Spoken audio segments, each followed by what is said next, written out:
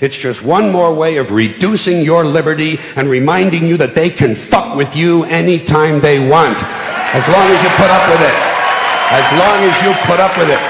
Which means, of course, anytime they want. Because that's what Americans do now. They're always willing to trade away a little of their freedom in exchange for the feeling, the illusion of security. What we have now is a completely neurotic population obsessed with security and safety and crime and drugs and cleanliness and hygiene and germs. There's another thing. Germs.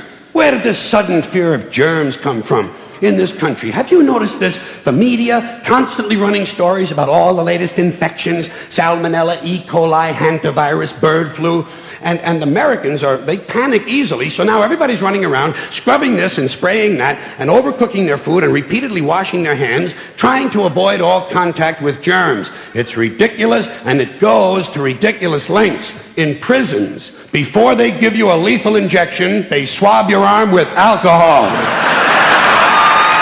It's true. It's true. It's true. Well, they don't want you to get an infection. And you can see their point. Wouldn't want some guy to go to hell and be sick. It would take a lot of the sportsmanship out of the whole execution. Fear of germs. Why, these fucking pussies. You can't even get a decent hamburger anymore. They cook the shit out of everything now because everybody's afraid of food poisoning. Hey, where's your sense of adventure? Take a fucking chance, will you? You know how many people die in this country from food poisoning every year? 9,000. That's all. It's a minor risk. Take a fucking chance, bunch of goddamn pussies. Besides, what do you think you have an immune system for? It's for killing germs. But it needs practice. It needs germs to practice on. So listen. If you kill all the germs around you and live a completely sterile life, then when germs do come along, you're not going to be prepared. And never mind ordinary germs. What are you going to do when some super virus comes along that turns your vital organs into liquid shit? I'll tell you what you're going to do. You're going to get sick, you're going to die, and you're going to deserve it because you're fucking weak and you got a fucking weak immune system. Now, God damn it. Hey. All right. Let me tell you a true story about immunization, okay? When I was a little boy in New York City in the 1940s, we swam in the Hudson River, and it was filled with raw sewage, okay? We swam in raw sewage, to cool off. And at that time, the big fear was polio. Thousands of kids died from polio every year. But you know something? In my neighborhood, no one ever got polio. No one, ever. You know why? Because we swam in raw sewage. It strengthened our immune systems. The polio never had a prayer. We were tempered in raw shit. So personally, I never take any special precautions against germs. I don't shy away from people who sneeze and cough. I don't wipe off the telephone. I don't cover the toilet seat. And if I drop food on the floor, I pick it up and eat it. I eat it. Yes, I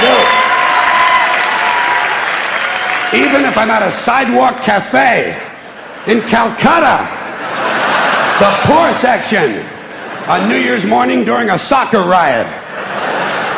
And you know something? In spite of all that so-called risky behavior, I never get infections. I don't get them. I don't get colds. I don't get flu. I don't get headaches. I don't get upset stomachs. And you know why? Because I got a good, strong immune system, and it gets a lot of practice. My immune system is equipped with the biological equivalent of fully automatic military assault rifles with night vision and laser scopes. And we have recently acquired phosphorus grenades, cluster bombs, and anti-personnel fragmentation mines. So, when my white blood cells are on patrol, reconnoitering my bloodstream, seeking out strangers and other undesirables, if they see any suspicious-looking germs of any kind, they don't fuck around. They whip out the weapons, they wax the motherfucker, and deposit the unlucky fellow directly into my colon. Into my colon. There's no nonsense. There's no Miranda warning. There's none of that 3 strikes and you're out shit. First defense, bam, into the colon you go.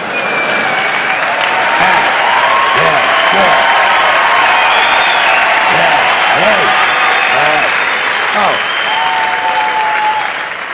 And speaking of my colon, I want you to know I don't automatically wash my hands every time I go to the bathroom, okay? Can you deal with that? Sometimes I do, sometimes I don't. You know when I wash my hands? When I shit on them. That's the only time. And you know how often that happens? Tops. 2-3 times a week. Tops.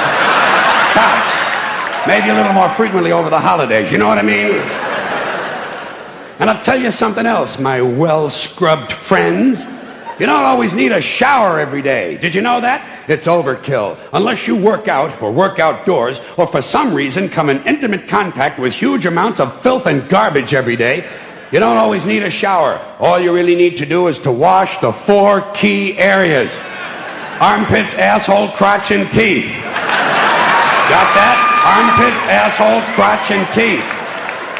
In fact, you can save yourself a whole lot of time if you simply use the same brush on all 4 areas.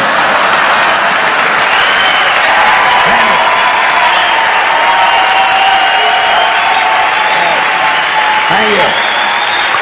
I appreciate it. Thank you. All right.